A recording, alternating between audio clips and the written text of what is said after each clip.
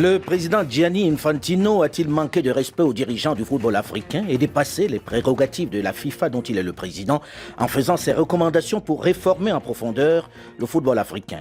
Une CAN tous les 4 ans, est-ce une solution? Bonjour et bienvenue à tous ceux qui nous rejoignent seulement maintenant dans la seconde partie du débat africain qui reçoit aujourd'hui plusieurs grands noms du football africain et un confrère. D'abord Samuel Eto'o, fils, ancien footballeur qui a pris sa retraite internationale en septembre dernier, l'un des meilleurs joueurs africains de tous les temps. Second invité de ce plateau, Habib Beye, ancien footballeur de l'Olympique de Marseille, ancien des Lions de la Teranga, la formation nationale sénégalaise, consultant sportif sur RFI, sur Canal+. Et puis, notre troisième invité est un confrère, Hervé Penaud, qui est journaliste au quotidien L'Équipe. Alors, nous avons terminé la première partie de ce magazine en évoquant justement les propos de Gianni Infantino. Est-ce qu'il n'y a pas de part de vérité dans ce qu'il a dit? Est-ce que sur la gouvernance même du football africain, il n'y a pas des choses à faire? Et qui doit décider si ce n'est pas la FIFA? Hervé Penaud. Non, mais le gros problème, c'est que lui, il a mis en parallèle, si vous voulez, l'argent que devrait récupérer le football africain et en se déconnectant tout à fait, à mon avis, des réalités du football africain. Et ça, c'est un vrai souci. Alors déjà, il y a une chose qu'on ne va pas parler, c'est même la sociologie du football africain. C'est-à-dire qu'il faut bien se rendre compte ce qu'est une CAN pour la plupart des gens qui vivent en Afrique. C'est un moment de bonheur incroyable. Samuel pourra en parler. Quand il voyait les Lions, quand il entendait à la radio les Lions jouer, c'était un moment incroyable. Donc ça, il faut bien se rendre compte qu'on parle de pays, dans beaucoup de pays si ça doit améliorer la compétition en passant à 4 ans. Non, mais justement, alors ça voudrait dire déjà que vous privez, une fois tous les 2 ans, genre de ce rêve en quelque sorte. Mais pourquoi pas? Mais alors j'aimerais savoir comment il va récolter son argent. Parce qu'il dit qu'à partir du moment où on le fera tous les 4 ans, ça fera on peut faire 4 à 6 fois plus d'argent. Alors moi j'aimerais savoir comment il va le faire, surtout qu'en plus ils ont découplé. Mais il ne vous l'a pas expliqué comment on fait ça? Mais je crois c'est que des incantations. Nous étions tous peut-être là. que vous étiez ensemble, puisque ça était quand même assez proche de lui. Non seulement. Moi j'ai pensé un moment que tu étais l'auteur de cette proposition. Mais non, mais moi par contre, j'ai écouté ce discours à Yaoundé, il y a un de mes grands frères. Bon, bref. Qui a... Les noms. Non, il ne mérite même pas que je cite son nom. Bon. Qui a abordé ce sujet lors du comité exécutif à Yaoundé il y a un mois, et j'étais surpris de voir que Gianni venait sans prévenir et il sortait la même chose. Donc, il y a eu des réunions auxquelles nous n'avons pas pris part. Et en plus, cet ancien joueur, il lisait. Donc, il avait quelque chose, il lisait. Mais moi, je dis, ce n'est que l'intérêt des Africains qui nous intéresse. Et je ne pense, même si Gianni aime énormément l'Afrique, il a beaucoup fait pour l'Afrique. On a beaucoup d'amis de l'Afrique. Il n'aime pas l'Afrique plus que nous-mêmes. Maintenant, il faut que Gianni et les autres sachent qu'il y a une génération qui n'est plus complexée. Celle-là qui connaît les mêmes universités que leurs enfants. Mais ces mêmes Africains sont allés le chercher pour réformer. Il n'est pas venu tout seul. Non. Nous étions là. Il n'est pas venu tout seul. Parce qu'après 28 ans de gouvernance, nous avons pensé qu'il fallait faire autre chose et il fallait aller très vite. Oui, mais on son sein, la CAF a des gens assez brillants pour le faire. Pour faire la promotion d'un super championnat qu'il veut faire où il y a l'intérêt de l'Afrique, je dis oui, il y a l'intérêt de l'Afrique. Et on voit où est l'intérêt de l'Afrique. Quand Gianni nous dit de faire une Coupe d'Afrique à 4 ans, je dis Gianni, explique-nous. Mais tu ne nous expliques pas ça devant tout le monde. Parce qu'il y a un président de la CAF. Et si tu veux avoir un discours comme celui-là, on discute d'abord en off. Et d'abord, Ahmad, c'est son aîné. Tu ne peux pas parler aux aînés comme ça. Moi, il y a ce respect. Ça, c'est le truc africain. Non, ce n'est pas seulement le truc africain. C'est normal. Il est le patron du football, ok. Mais il a besoin de 54 fédérations africaines. Mais voilà pourquoi il dit ça. Il a besoin de 54 fédérations africaines pour être là où il est. Et le patron de ces fédérations africaines, ça reste Ahmad Ahmad. Donc, tu vas dealer avec ces Africains. Mais là, l'impression qu'on a, c'est qu'il utilise l'Afrique comme un laboratoire. Parce que alors, il veut créer des nouvelles compétitions. Vous allez voir, pour vous, ça va très bien. Vous allez très bien avec. D'ailleurs, j'ai parlé à des gens autour de moi. Ils sont prêts à mettre plein d'argent. Ah bon, mais il le prouve. C'est très simple. Si vous me dites que vous allez donner de l'argent à foison dans le football africain, construire des stades, on me dit 1 milliard. Bon, j'ai calculé, mais 1 milliard, vous n'allez pas faire énormément de stades, parce que ça coûte cher de faire un stade. Il faut compter quasiment 100 millions pour faire un stade. Donc vous en faites 10, si je ne m'abuse, si je calcule assez bien. Donc ça veut dire qu'aujourd'hui, il y a une manière de parler. Et puis en fait, il y a ce qu'il veut véritablement faire en sous-main. Et moi, j'ai hâte de voir, parce que alors s'il est capable de multiplier par 4 et par 6 tous les 4 ans le revenu généré par la CAN pour la CAF, alors je dis bravo, mais j'attends de voir. C'est beaucoup plus simple à dire qu'à faire. Il y a des choses qui étaient réelles, sur lesquelles il a insisté. On ne peut pas dire que la gouvernance soit la chose la mieux partagée au sein de la CAF. Mais pas la FIFA non plus. Oui, même. Oui, c'est important. Mais ça devient urgent à la CAF, non? Ça devient urgent à la CAF. Mais on a vu tout ce qui s'est passé à la FIFA. Ça a pris du temps pour mettre de l'ordre dans cette maison. Donc c'est quand il s'agit des Africains où tout le monde... Oui, mais on fait quoi là? On continue de regarder ça comme ça, personne n'intervient. C'est ce que nous sommes en train de faire. C'est ce que nous sommes en train de faire. Et quand on demande à Fatma de venir, des gens qui ne comprennent rien dans ce que nous sommes en train de faire, ils viennent, ils s'asseyent ici, ils racontent n'importe quoi. Non. Fatma, qui est une Africaine, elle a passé la FIFA d'1 milliard à 2 milliards et demi. Pourquoi nous allons nous priver de Madame Fatma? Mais pourquoi? C'est notre sœur si elle est aux ordres de la FIFA. Elle est aux ordres de la FIFA. Non, elle est aux ordres de la CAF quand elle vient collaborer avec et elle a fait beaucoup de réformes. Avant, la CAF dépensait énormément d'argent en cash pour payer des arbitres qui n'avaient pas de numéro de compte, pour payer des commissaires de maths qui n'ont pas de numéro de compte. Aujourd'hui, elle a réduit tout ça. Je crois que c'était 600 000 dollars, un truc comme ça, que la CAF dépensait je crois, par mois ou un peu plus, je ne sais plus.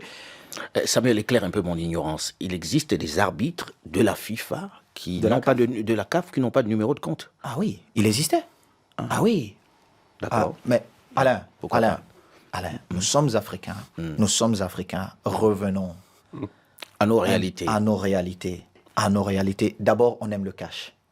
Tu le sais. Non, moi, j'aime pas ça. Ah, peut-être toi. Alors...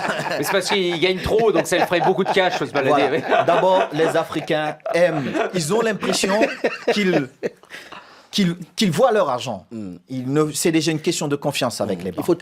Il faut toucher son argent. Les Africains, ils aiment bien ça. De l'autre côté, on s'est retrouvés. Mais plusieurs arbitres n'avaient pas de compte où on pouvait faire un virement, où il y avait une traçabilité. Alors, s'il n'y a pas une traçabilité, mais ce n'est pas Ahmad, ce n'est pas sous la gouvernance d'Ahmad qu'on découvre que les arbitres n'ont pas de compte. Est-ce que certains de ces arbitres n'ont pas participé au match organisé par la FIFA? Parce que les éliminatoires de la Coupe du Monde, c'est organisé par qui? Par la FIFA. Par la FIFA. Dont certains arbitres africains participent à cette compétition. Ce n'est pas sous Ahmad. Ce n'est même pas, je dirais, le président Issa Hayatou a géré la CAF avec tout ce qui entoure l'Afrique. Mais moi, j'ai envie de... Lorsque les gens nous écoutent, ils se disent, bon, ok, on a dénoncé ce qu'a dit Gianni Infantino. La CAF se porte pas si bien que cela. Il faut réformer le football africain. Qui doit le faire? Et quelles sont les priorités? Comment on change tout ça? Comment on va faire qu'enfin, il y ait des équipes qui gagnent non seulement à la Coupe du Monde, mais également qui... Il y a eu des faits qui ont fait que ça a fragilisé aussi cette CAF. Par exemple, aujourd'hui, pour le Cameroun de ne pas pouvoir organiser la CAN en 2019 et de le passer à l'Égypte et de ne pas savoir si tout est prêt. Toutes ces choses-là qui ont fait, et je pense que tout le monde fait beaucoup d'efforts dans ce sens-là.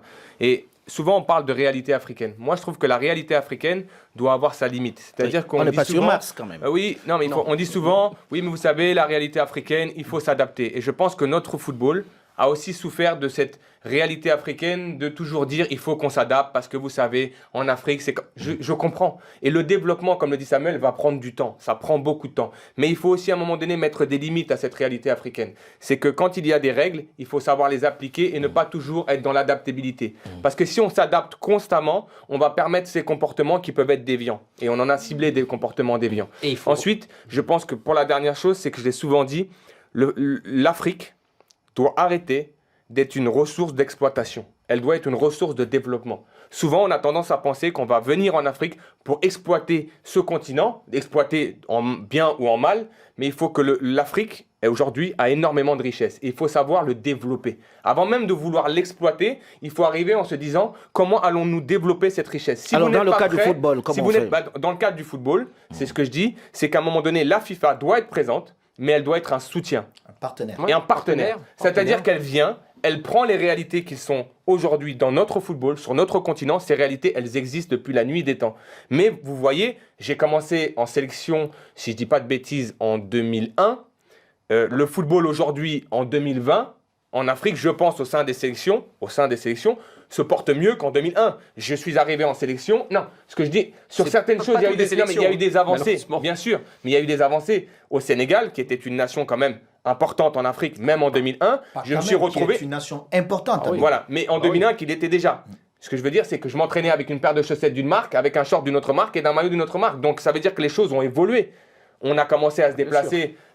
Par exemple, les déplacements se faisaient aujourd'hui avec beaucoup plus de facilité. Lorsque Sadio Mané dit à Jürgen Klopp « j'ai un match en sélection », il se pose moins de questions peut-être que l'entraîneur il y a maintenant 15-20 ans quand il libérait son joueur parce qu'il se disait « mon joueur va partir, peut-être qu'il va mettre 4 ou 5 jours pour revenir ». Aujourd'hui, je pense que ça n'est plus le cas, peut-être pour certaines sélections. Mais la majorité des sélections sont organisées de façon à ce que tu puisses venir dans ta sélection et en étant dans les meilleures dispositions. Donc je pense que quand on aura compris ça, qu'il doit être un soutien, un partenaire, le football africain, je pense, a la capacité aujourd'hui de gérer son football et de trouver les hommes pour le gérer. Parce que c'est vrai qu'on a tapé sur la FIFA, on a dit à peu près tout ce qu'on avait à dire sur ce qui s'est passé là. Mais maintenant, à un moment. Si c'était pas le but au départ. Ouais, non, c'est pas le but. C'est pas le but. Mais à un moment, il faut aussi que les gens qui dirigent le football africain se regardent dans une glace. Parce que c'est trop facile aussi de voir des boucs émissaires partout. Parce qu'il n'est pas normal qu'on voit des championnats exploser totalement. Alors parlons du Cameroun, puisque Samuel est là par exemple. Vous aviez des clubs, des immenses clubs. Tonnerre de Yaoundé, c'est un immense Canon club. Canon de Yaoundé, c'est un Union de immense Douala, club. Union de Douala, c'est un Caïman, immense club, etc.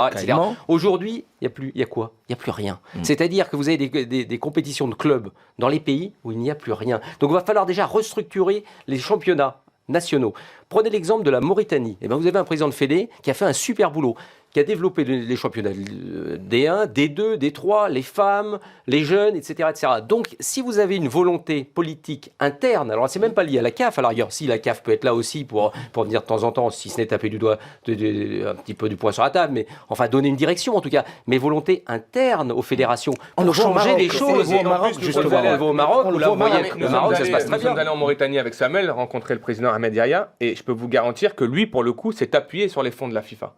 Parce qu'il y a des fonds qui sont aujourd'hui destinés au football. Il les a utilisés pour ça. Il les a utilisés pour ça. La Fédération africaine, ils ne savent pas comment faire pour récupérer les fonds. Rappelle-toi, nous avons posé la question et il a expliqué combien il a récupéré de la FIFA. Donc c'est pour ça qu'on tape sur la FIFA parfois. Mais il faut aussi savoir valoriser la FIFA lorsqu'elle met à disposition aujourd'hui des fédérations. Absolument. Et c'était le cas pour la Mauritanie.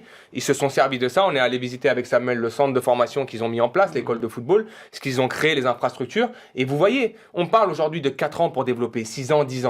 Mais il peut y avoir des développements dont on voit les résultats tout de suite. La Mauritanie a participé à la dernière Coupe d'Afrique des Nations. Ils ont eu de très très bons résultats dans la qualification aussi de cette Coupe d'Afrique des Nations. Donc ça veut dire que ce que vous mettez en place tout de suite peut avoir un effet immédiat. Alors bien sûr que le développement surtout s'il y a des talents. Mais il y a des talents et la FIFA, il faut savoir dire aussi qu'ils sont capables et ils le font. Ils allouent des fonds aux fédérations et les fédérations doivent s'en servir et surtout bien les utiliser. Non, ça ne doit pas être une guerre entre la CAF et la FIFA, attention. Non, mais, attention. Quand vous dites développer le football africain, c'est un autre débat. Parce que développer le football africain, ça dépend de chaque fédération. Mais il y a des mauvais deals. Et ça, c'est la première chose. Parce que si vous voyez, nos fédérations sont très pauvres, donc elles s'appuient sur nos États. Mais la priorité de nos États, c'est pas le football. C'est pas le football. Et bien même, quand il y a des fonds alloués pour ce football, il y a beaucoup de chantage. Il n'y a pas une vision, il n'y a pas une politique pour développer le sport ou le football en particulier. Je te prends l'exemple du Cameroun, une fois de plus. Moi, quand je décide un peu de me mêler de toutes ces choses, Maître Api, qui arrive à la tête de la fédération, il n'y avait pas une comptabilité retraçable où on pouvait voir ce qui se passe. Il crée une comptabilité. C'est une réalité qui est là aujourd'hui. La fédération, aujourd'hui, essaye de fonctionner. Le football jeune a repris au Cameroun. Là, je discute tous les jours avec ceux qui s'occupent du football chez nous, pour le dire. Le plus important pour nous, c'est de développer notre championnat. Parce que, les gens se focalisent sur nos équipes nationales.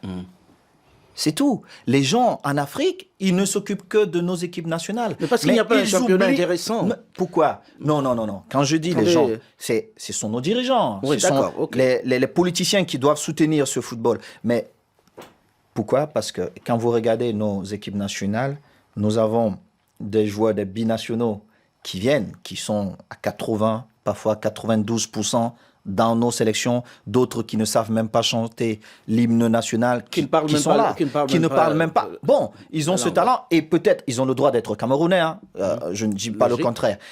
Mais, ce que nous devons développer, c'est Le championnat le national. championnat pour que ce championnat nous permette d'avoir des joueurs dans nos différentes équipes nationales et pouvoir permettre à cette équipe nationale de ne pas vivre un certain chantage.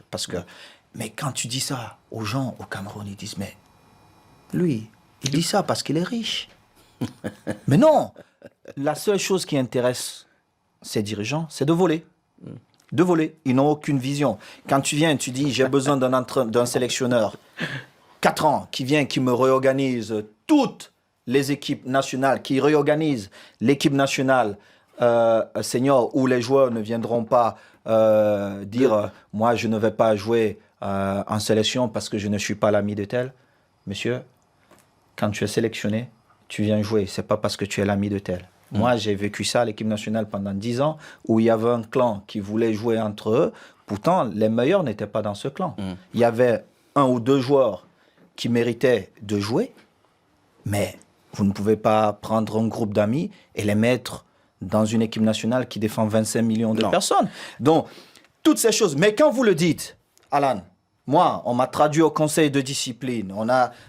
Un de tes amis ministres Merci beaucoup. m'a Merci.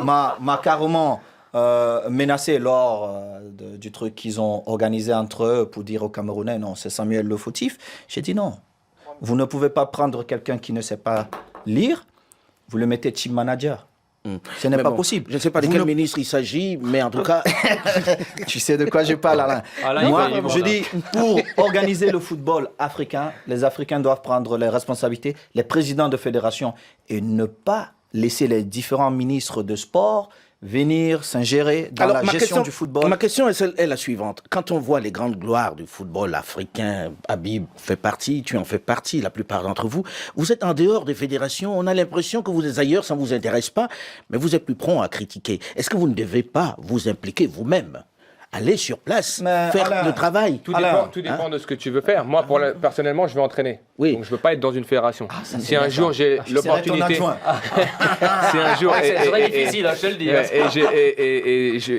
et d'ailleurs l'apprentissage va dans ce sens puisque je suis sur l'obtention de mon 2e diplôme, il m'en restera un derrière. Mais je pourrais déjà entraîner une sélection africaine.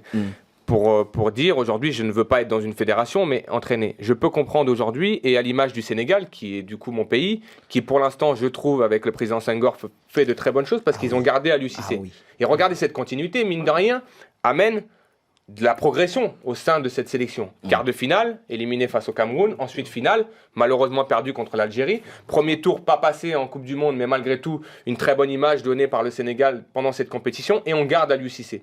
Je trouve que, par exemple, alors je ne sais pas comment ça s'est passé, puisque je ne maîtrise pas tout ce qui s'est passé avec le Cameroun. Mais 2017, le Cameroun remporte la Coupe d'Afrique des Nations. Est-ce qu'on ne doit pas surfer là-dessus? Est-ce qu'on ne doit pas donner de la continuité à ce groupe-là, de façon à ce qu'il grandisse? Derrière, ça change. Je ne sais pas pourquoi, donc encore une fois, je ne peux pas me prononcer là-dessus, mais ce qui est sûr, c'est que il est difficile aujourd'hui d'essayer d'obtenir des résultats en changeant tous les ans ou tous les 2 ans de stratégie, d'entraîneur, de sélectionneur. C'est compliqué. Regardez aujourd'hui l'Allemagne. L'Allemagne avait Joachim Löw pendant très longtemps, qui est toujours là, mais qui a été là pendant très longtemps. Il y a eu des échecs et puis ensuite il y a eu victoire. Mais n'oublie pas qu'un président de fédé n'est pas le président de l'équipe nationale. Oui, Parce que le problème, oui, je suis c'est que d'accord. beaucoup de Et gens ont la sensation qu'ils sont présidents de l'équipe nationale. Non, ils sont présidents du football local, c'est-à-dire développer les championnats. Alors, je suis 100% d'accord Alors, avec Samuel. parce qu'on arrive au terme de l'émission, la CHAN va bien avoir lieu au Cameroun. Ah oui. Tout va bien alors. Ah, tout va bien. Bon. Jusqu'à présent. Jusqu'à présent, tout va bien, Alain. Mais le chat doit servir à ça, ce que disait Samuel. À ce que du coup, des talents qui sont nés en Afrique, nés au pays, puissent fournir les équipes nationales. C'est qui Ça, oblige à faire des championnats. Ça a été une très bonne idée. J'étais beaucoup plus jeune. Et j'admirais une certaine équipe du Cameroun où on avait pratiquement 80 joueurs Qui jouait localement. qui jouait localement. Et cette équipe nous a fait rêver. Avec les Abega, les Mbida Voilà. Arantes, les Roger Mila. Le etc. problème, et tu disais, Alain, tu disais tout à l'heure, on ne s'implique pas. Moi, je suis arrivé, j'ai dit, je veux changer les choses. Qu'est-ce qu'ils disent? Ah, lui, avec son argent, il veut nous imposer les choses. Non, c'est parce que j'évite. Quand vous avez des anciennes gloires qui arrivent à la fédération, qui touchent 1 million, alors que CFA. on ne... 1 million de francs CFA, mais vous ne voyez même pas le bâtiment de la fédération, vous vous dites non, je veux stopper ça. Il nous faut un bâtiment digne du Cameroun, il nous faut des stades, il faut que les jeunes qui viennent en sélection aient un centre comme Clairefontaine, même si ce n'est pas le meilleur, parce que j'ai vu un centre au Maroc, Au Maroc, oui. qui Il est juste extraordinaire. incroyable. Et il faut être fier de cette Afrique-là. Donc, je dis, alors, ces gens se retournent contre moi et disent, ils ne disent pas aux gens, non, c'est parce que Samuel a enlevé notre salaire qui était à 1 ou 2 millions de francs CFA pour qu'on mette ça dans un centre, pour qu'on mette ça dans l'organisation du football des jeunes, pour qu'on mette ça dans l'organisation même du championnat camerounais qui devrait nous donner des joueurs qui vont défendre les 25 ou 26 millions des Camerounais. Non, c'est pas ça. Alors, ils créent un groupe et j'étais en désaccord avec certains de mes aînés. Et certains parents qui m'ont demandé même de ne plus les appeler papa, mais je m'en fous. Pourquoi? Parce que ça revient toujours même, c'est l'intérêt personnel. Pourtant, Malheureusement, le football, il y a c'est trop d'intérêt l'intérêt personnel. général. Ah, malheureusement, il y a trop d'intérêt personnel. Je pense qu'il faut qu'on refasse ce débat parce que la question du football africain, du développement du football africain, vous qui avez été des anciennes gloires, vous devez vous expliquer dessus. Vous avez une obligation d'explication dessus parce que vous avez gagné beaucoup d'argent, vous avez la gloire, maintenant vous devez vous occuper Mais à des travers, lieux d'où vous les venez. médias, on passe des messages. Il faut que ces messages soient pris aussi de façon positive. Et puis il faut que vous vous Parce que impliquiez souvent, ils sur sont pris place. de façon négative. Malheureusement, Oui, on arrive au terme de cette émission. J'aimerais bien qu'on reste plus longtemps ensemble, mais le temps tourne. Olivier Raoul, de l'autre côté, me fait signe qu'on a largement dépassé le temps.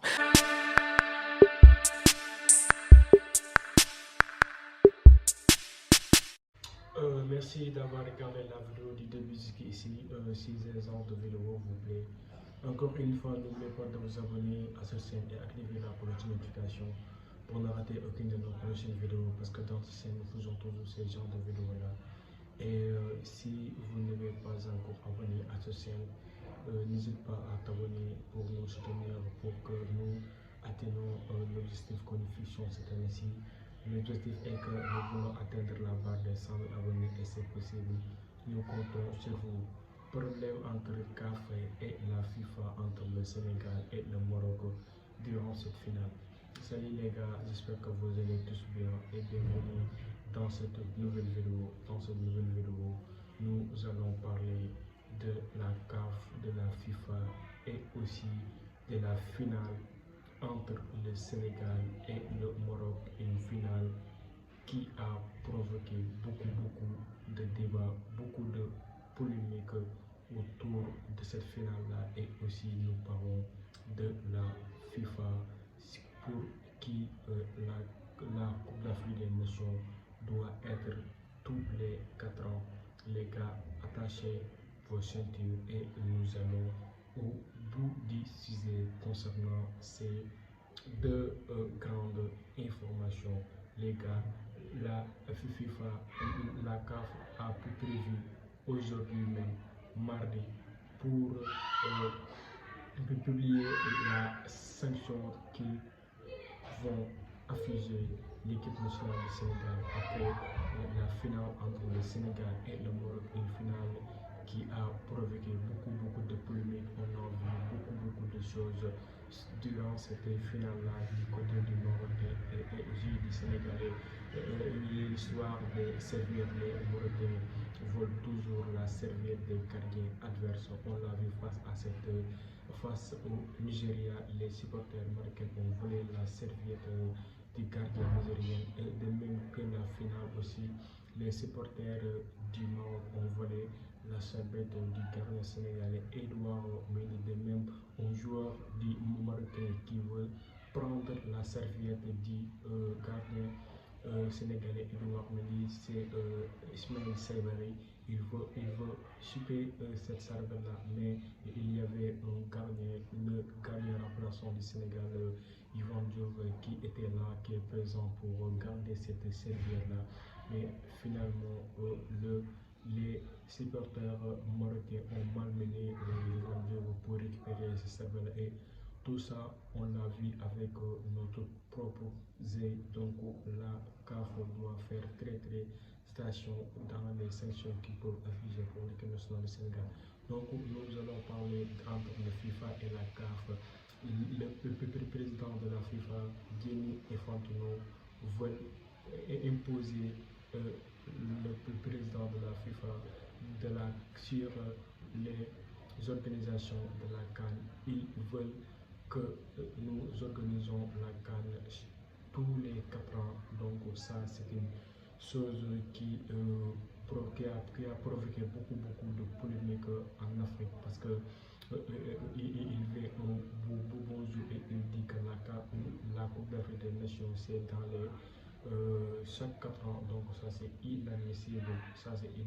Et nous n'accepterons pas. Vous l'avez entendu, le débat entre Samuel Eto'o et Ali Bey concernant cette situation-là. Donc la CAF doit prendre des mesures appropriées, des décisions fermes pour éviter que le président de la FIFA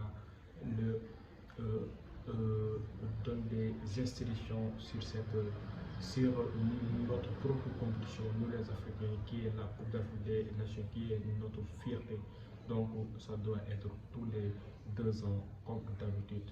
S'il te plaît, président de la FIFA, ne soyez pas complexé, faites face à cette président FIFA Infantino, voilà, pour que la CAN soit faite dans tous les 2 ans et aussi dans tous les 2 ans avec des organisations très propres et aussi des organisations qui n'ont pas de corruption comme cette CAN du Maroc là, qui a beaucoup de polémiques d'arbitrage autour du Maroc. Le Maroc est toujours favorisé par cette équipe, par l'arbitre, parce qu'il est le pays hôte, et donc ça, c'est pas du tout normal. Donc la CAF doit prendre ses responsabilités-là pour éviter tous ces genres de choses-là. Et merci les gars. Comment vous trouvez les analyses de Samuel Eto'o et les analyses de Habib concernant le FIFA et la CAF, les gars? Dites-moi toutes vos pensées dans les commentaires et n'oubliez pas de aimer la vidéo, liker et partager la vidéo à vos proches pour élargir notre communauté. Cela nous fera énormément de plaisir. Et merci les gars, merci d'avoir regardé la vidéo de jusqu'ici et à la prochaine vidéo.